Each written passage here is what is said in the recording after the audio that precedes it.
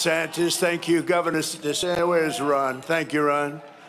Distinguished guests and fellow citizens, tonight we gather on the eve of one of the most extraordinary days in the history of the world. Tomorrow we mark 250 years of glorious independence and 250 years of majestic American freedom. Nothing like it. In all the chronicles of the ages, never before has any nation celebrated so magnificent a triumph as this one, the one that we are participating in right now. At 250 years, America is the oldest republic on earth. We are the freest people on earth. We have the most righteous and enduring constitution on earth. We are the strongest and most powerful country on earth. And by the grace of God, the United States of America is the most successful, most accomplished, most exceptional nation ever to exist in human history. And it is great to be your president. It is great. For a quarter of a millennium, liberty, justice, equality, self-government, and unmatched prosperity have flourished here as they have never flourished anywhere before. There is nothing like what we are doing. The birth and survival of the American nation under God is quite simply the best and most incredible thing ever to happen on this planet by human hands ever. That is ever, ever, ever. No other country has done more good for this world than the United States of America. And we give thanks for these extraordinary blessings. We remember that what we have created in this country is not the natural way of the world. It is not the norm. It is the exception. It is rare. It is priceless. And it is truly miraculous. Throughout the entire story of humanity, most people in most places have lived a life plagued by suffering, poverty, exploitation, violence, and misery. But here in America, in this land, on this continent, we have written a very different story. It's a tale of adventure, liberation, and unmatched greatness.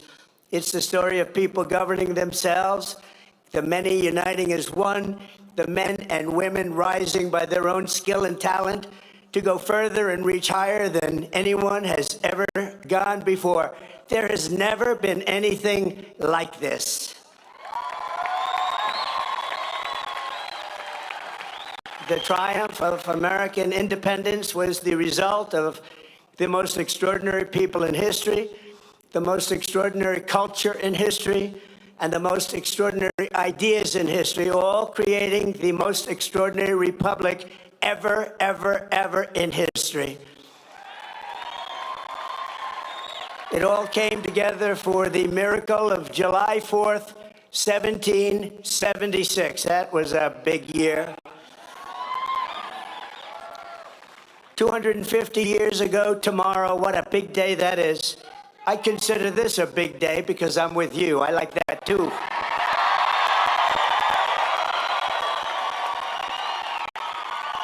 And by the way, we won big here. We won really big. Each and every time. But 250 years ago tomorrow, the words of our Declaration of Independence sent an earthquake through all of the coming time. They sparked a revolution that has never ended, but still continues to this day. And tonight we come to this beautiful mountain, and it is beautiful, to express our gratitude to those who made it possible, starting with the four men most responsible for reaching this milestone more than any others. We salute the father of our country, George Washington, the author of the Declaration of Independence, Thomas Jefferson, the great emancipator and savior of our union, Abraham Lincoln,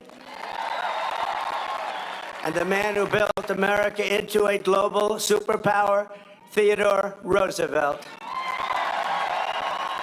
These are the men who declared the freedom, and won our freedom, and saved our freedom, and secured our freedom.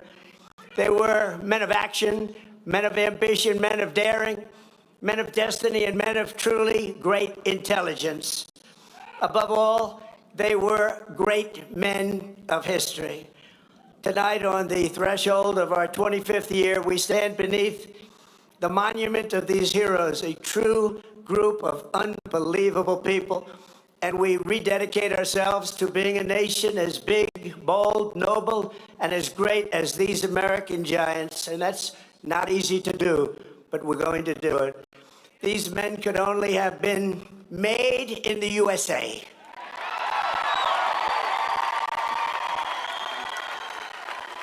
Their faces are engraved on these bluffs, not only because of what they did, but to remind us forever who we are. These heroes exemplify what is timeless, enduring, and eternal about the American character. And in the end, it has always been that character, our distinct and unique identity. It is a truly unique identity, and it'll never change. It's the ultimate source of our strength and the bulwark of our freedom. On this anniversary, we must remember, we have to remember, we can never forget that American liberty has not endured for 250 years merely because of words on paper. Liberty has prevailed here because of the culture and character of the people who declared it, defended it, and preserved it. These are very, very special times, and this is a very special place. You live in a very special place. Congratulations, everybody.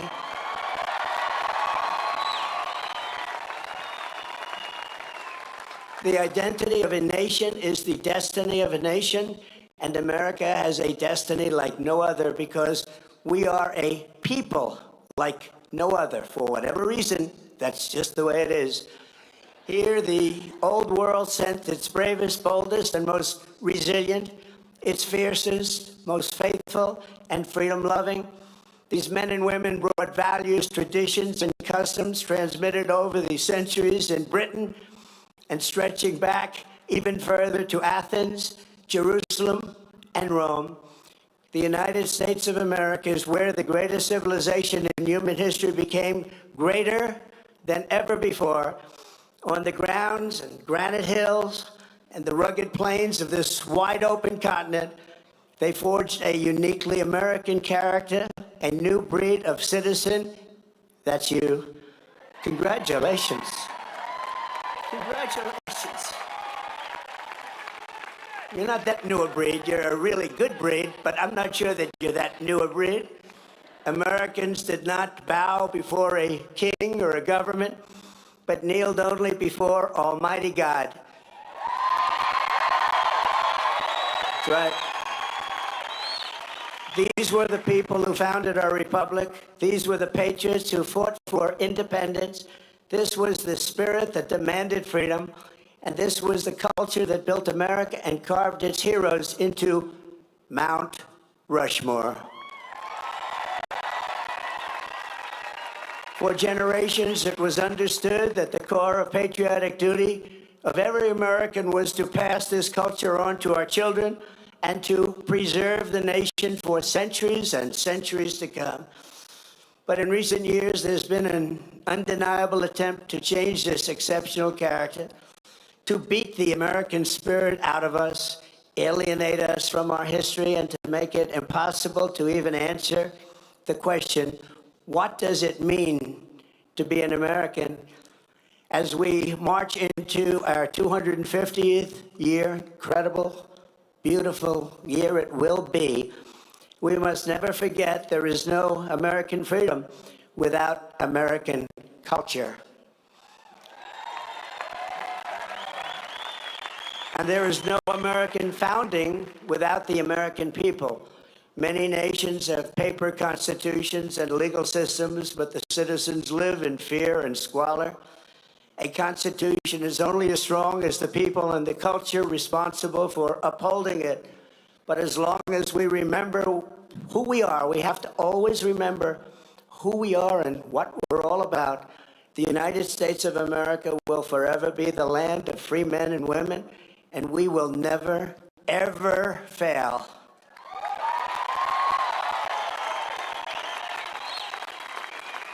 So tonight, let us say clearly and proudly what makes Americans so unique and extraordinary. We're going to give our country its identity back. Above all, Americans love freedom.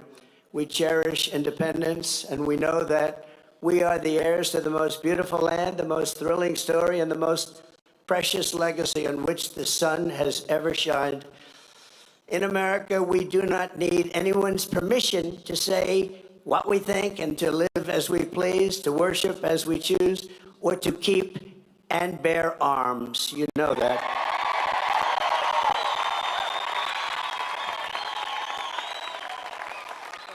And for almost 6 years during my presidency, I've saved, almost single-handedly, but working with John and some other great people, we've saved your Second Amendment, and I will continue to do so, I promise. Our rights here, given to us by the God who made us, and those rights shall not be infringed. Americans believe in self-reliance. We look at success with envy not, and I say that some people are envious and some people are not. We are not, but with admiration, and we earn it, and we will always earn it, and we will always respect it. We are an incredible, good, kind, and generous people, always ready to help a friend or a neighbor in need. No one has ever given more to charity, ended more hunger, cured more disease, or done more to uplift humanity than Americans, and no country ever will be able to match it.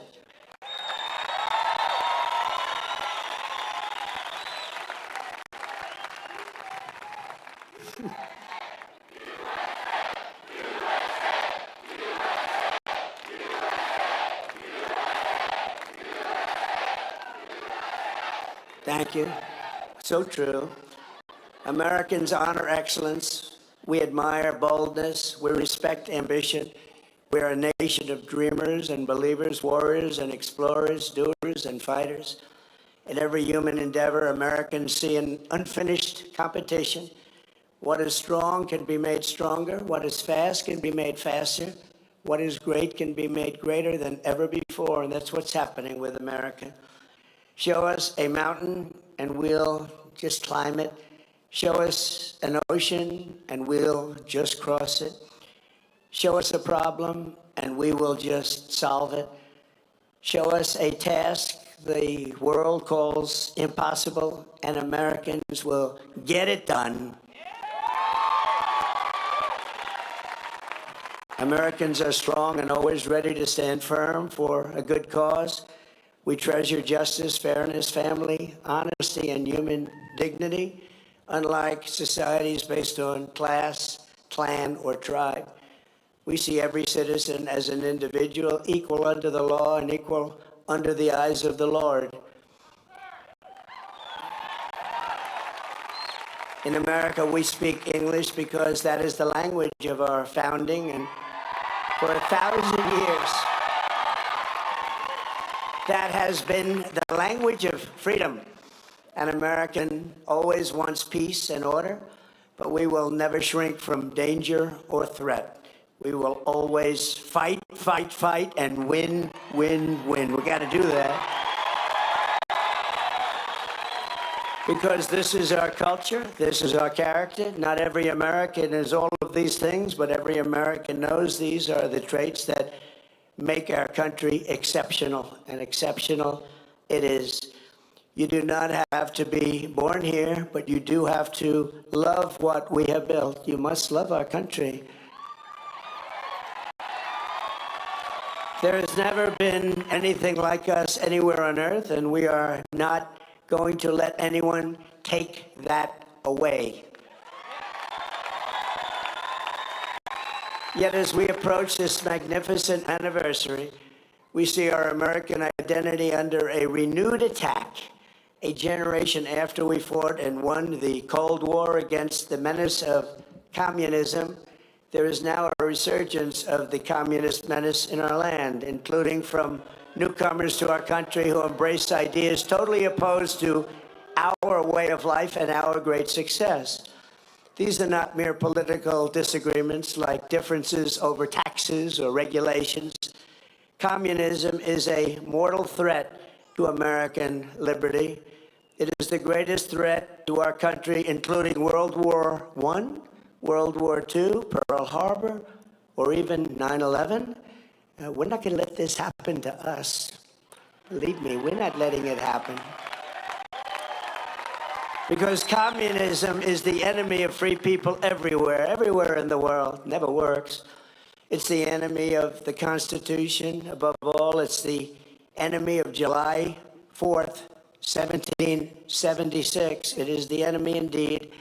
Even while the radicals and extremists attack our incredible history at every turn, they are silent on the miserable history of communism itself, because it never worked.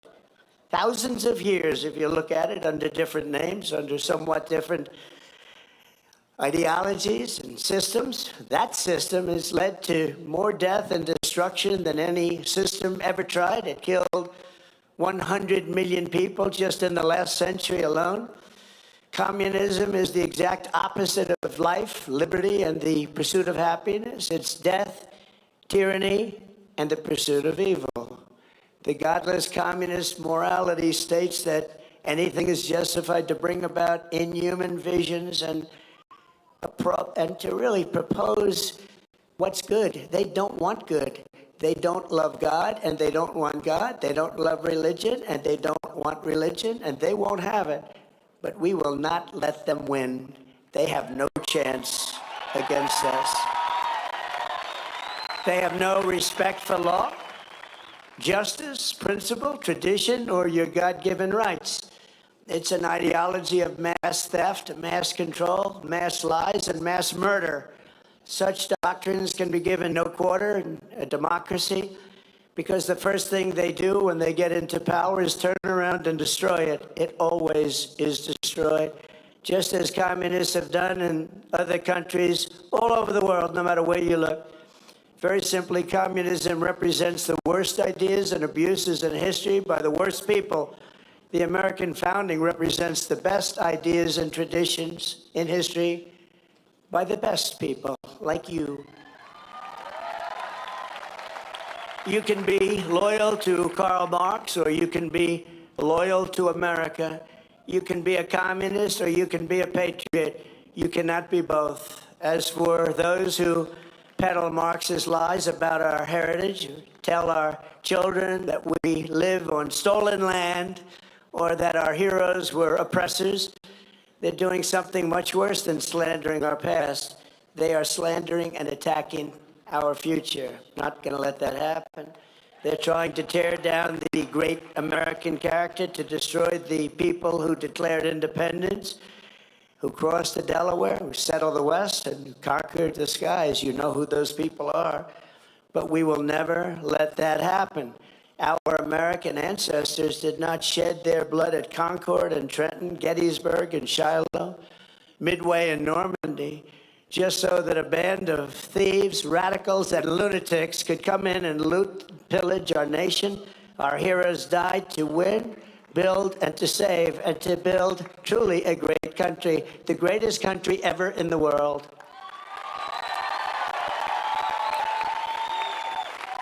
So on the eve of this 250th anniversary of American heritage, we resolve and swear for all to hear that the citizens of the United States of America will vanquish communism quickly. Don't let them take too much of your time. You know they're wasting your time, don't you? But we're not going to let them take too long or too much of our time as they play their games and send them into exile. We will send them quickly away, and we will continue to build our country bigger and better and stronger than ever before. America will never be a communist country.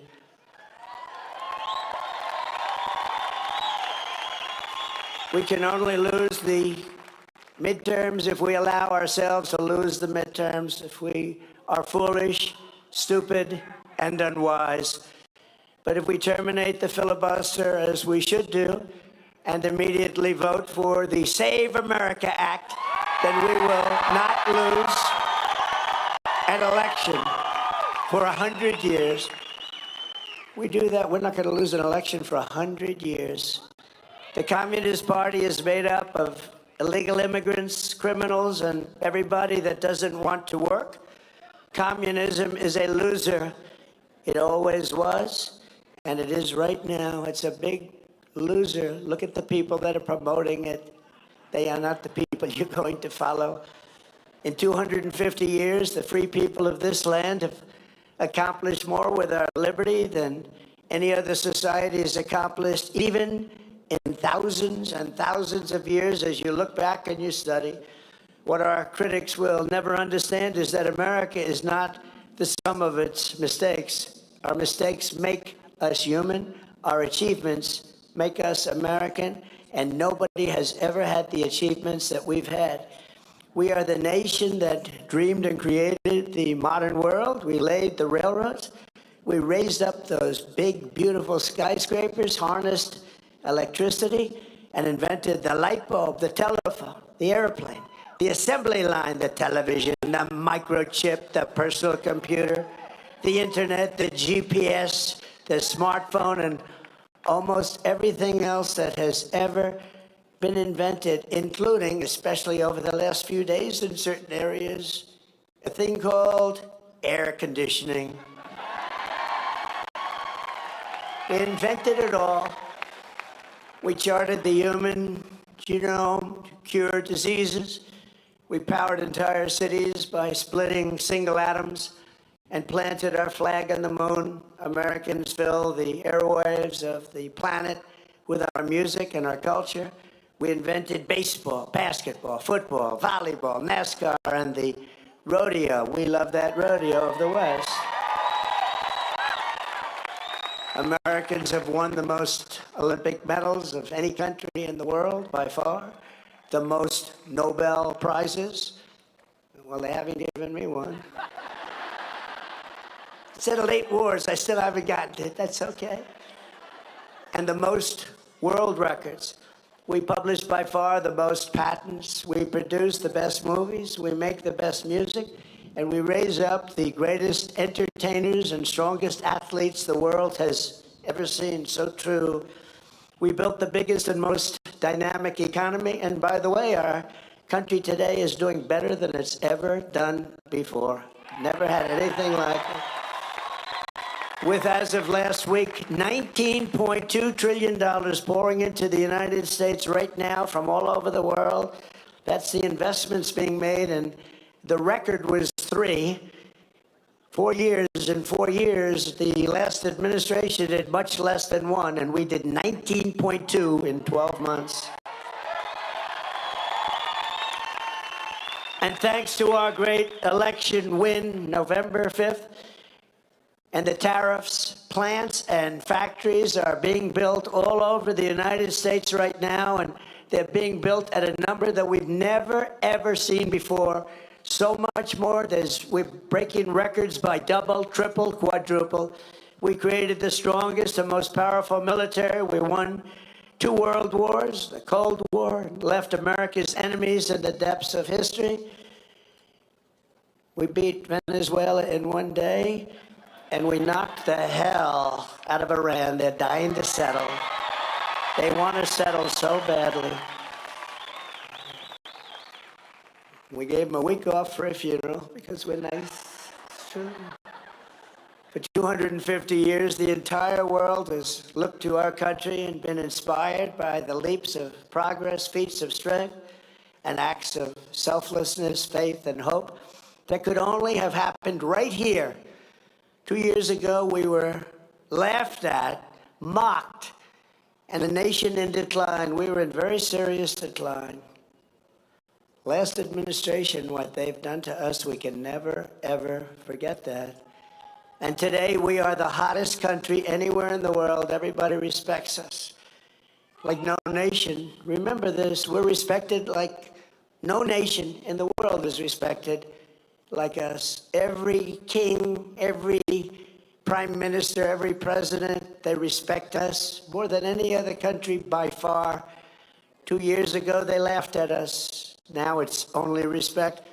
And I want to tell you, the best is yet to come.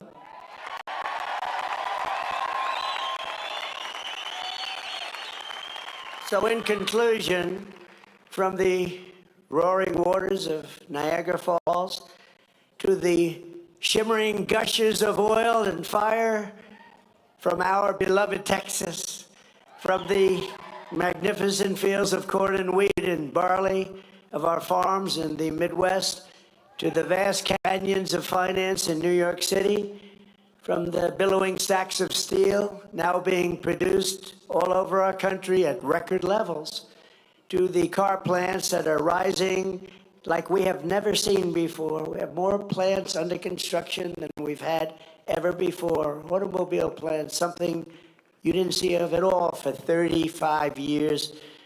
To technology from the minds of geniuses that is being brought to life in all corners of our country, from the snow-capped peaks of the Rockies to the white sand shores of the Gulf of America.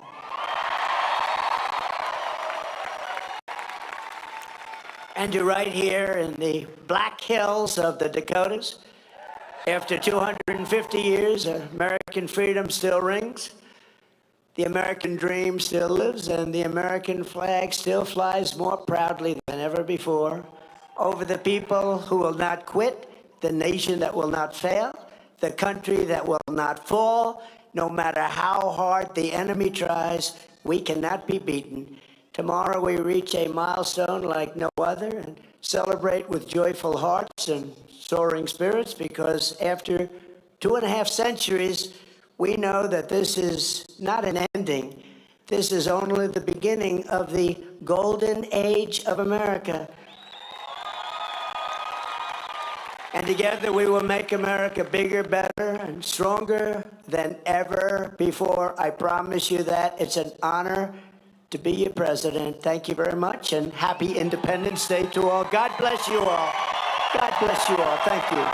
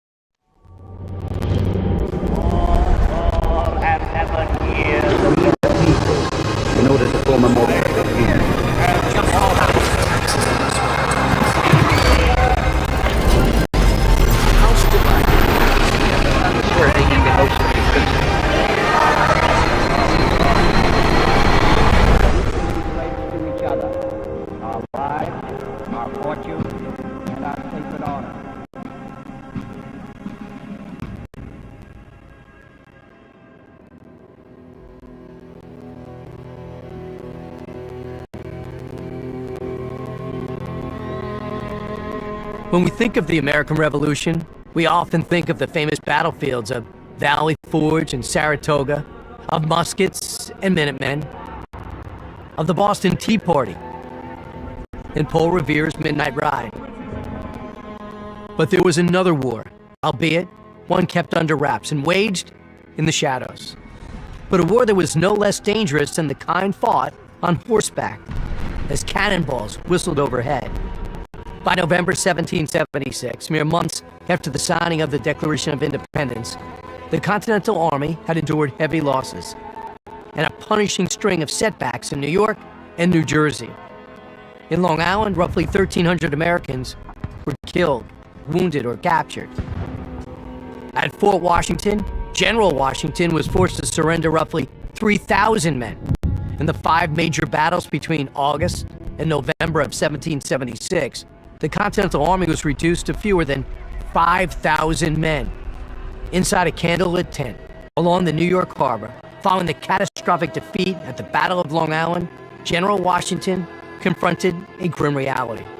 Surrounded, outnumbered, and outmaneuvered, he asked his officers for the unthinkable. Do we have any other options? Silence followed. They all knew the truth. Only a miracle could save them. In the months that followed, the mightiest military power in the world drove the beleaguered American forces from the New York region, pushing them through New Jersey and nearly to the brink of collapse. Supplies were scarce, spirits were low, and time was running out. In the winter of 1776, Washington's crossing at Trenton and Princeton were astonishing victories, but these achievements alone could not reverse the tide of the war. The British Army had captured New York, a critical stronghold for trade and transportation, and turned Manhattan into a fortress. New York, without exaggeration, is the pivot on which the entire Revolution War turned, said John Adams himself. And without the city, and without intelligence from inside its gates, Washington knew the American cause would not survive. He needed eyes, he needed ears, he needed spies. From this necessity was born one of the most audacious and consequential acts of espionage in our nation's history.